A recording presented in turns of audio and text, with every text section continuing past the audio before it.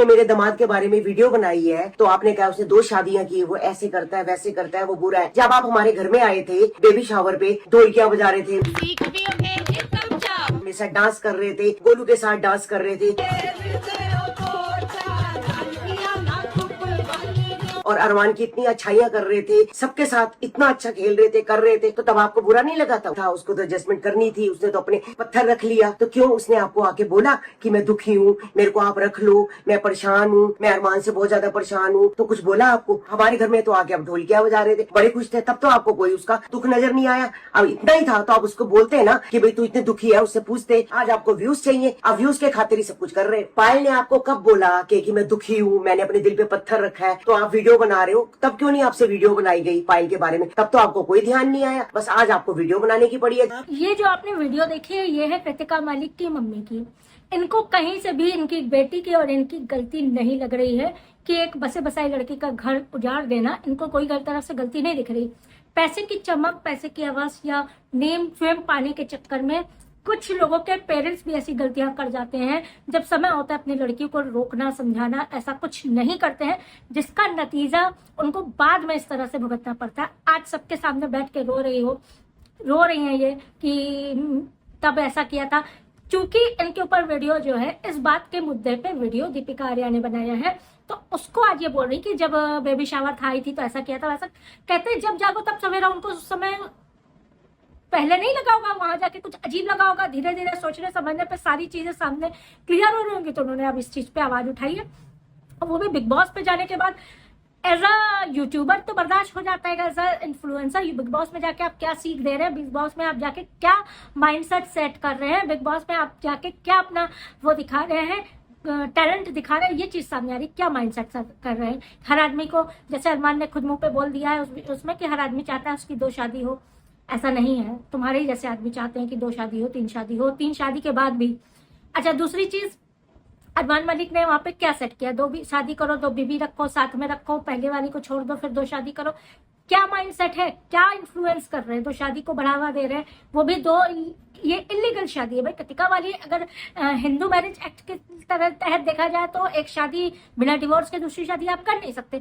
पहली का भी डिवोर्स चल ही रहा था, दूसरी उसी की फ्रेंड पायल है जो 7 दिन में प्यार होकर घर से भाग लेती है। पायल की वजह से उसको सुमित्रा या क्या नाम था, उसको डिवोर्स कर दिया जाता, दे दिया जाता है।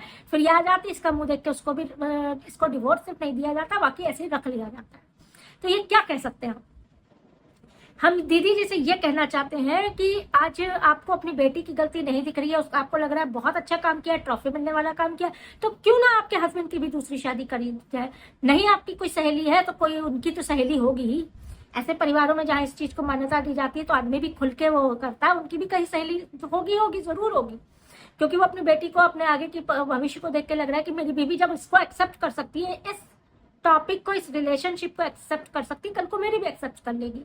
तो क्यों ना आपके हस्बैंड की भी की जाए, क्यों ना आपका बेटा भी यही करे, तो क्यों ना आपके दूसरे बच्चे अगर हैं तो उनके साथ भी ऐसा हो, उसके हस्बैंड दूसरी शादी कर ले। या तो इस चीज को बढ़ावा देना कहाँ तक सही है? ऊपर से कह रहे हैं कि दीपिका आर्या को गलत ठहरा रही है। वो जो भी उसने देर से कहा है, उसने देर से वीडियो बनाई है, उसने देर से आवाज उठाई, उसने एक इस टॉपिक पे कहा है कि डिजर्विंग कंटेस्टेंट बिग बॉस के लिए नहीं है। सारे, हम तो कह रहे हैं सारे छपरी यूट्यूबर्स भर दिए गए हैं, कोई भी डिजर्विंग कंटेस्टेंट नहीं है। जैसे कलविश यादव और उनका था ना मल्हन फैमिली का,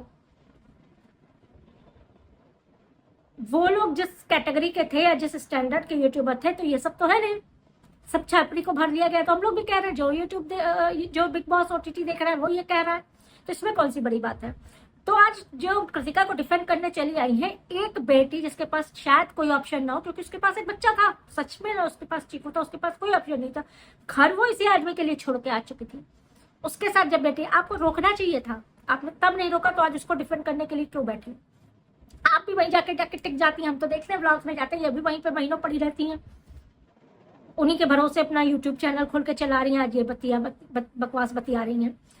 एक बहुत पहले आप लोग को याद होगा पिक्चर आई थी आखिर क्यों, राजेश खन्ना थे उसमें, और स्मिता पाटिल, राजेश रोशन और स्मिता पाटिल की छोटी मामी की लड़की यानी कि छोटी बहन बनी थी टीना मुनी। तो उसमें यही था कि शादीशुदा राजेश रोशन के साथ ही, शायद आप लोगों ने मूवी देखी होगी, टीना मुनीम उनकी मामी की लड़की अपना अफेयर चला लेती है क्योंकि उसके पास ज्यादा पैसा देके कि मैं ज्यादा डिजर्विंग हूँ, मुझे ज्यादा ये सूट करता, मेरी बहन को ना करता, सीधी सादी है।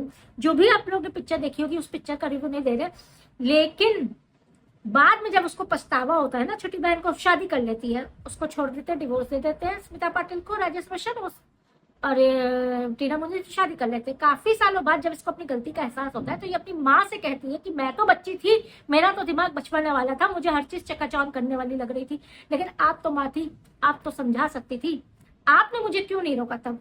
हर एक माँ का फर्ज होता है गलत चीज पे रोके।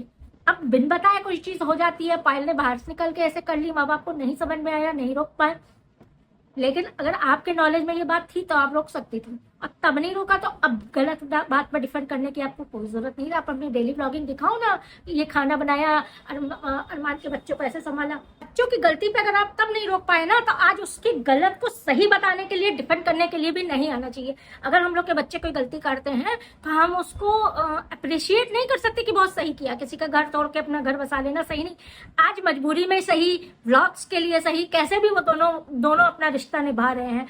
लेकिन जब पायल ने अपनी स्टोरी बताई है, उसके आंख के आंसू नहीं वो हो पा रहे हैं, जिस तरह से वो इमोशनल हो रही थी कि मेरे पास कोई ऑप्शन नहीं था, मैं अपना घर छुआर छोड़ के आई थी, मेरे पास कोई ऑप्शन नहीं था, एक बच्चा अलग से था। तो ये चीज, आप भी एक औरत है, एक माँ है, आपको भी समझना चाहिए। लेकिन अपनी बेटी की हर बड़ी गलती में, क्योंकि वो अरमान मलिक जैसे यूट्यूबर के घर गई है ना, 10 लाख रुपए यूट्यूब से इनकम हो रही है, उसका अलग चैनल बन गया है, उसकी अलग इनकम हो रही है, उन लोग का नेम फेम से आपने अपना चलक बना के आप जैसे घर पे बैठ के फ्री का आपको भी इनकम हो रही है। तो ये चीजें आप लोग को सिर्फ इनकम और पैसा दिख रहा है।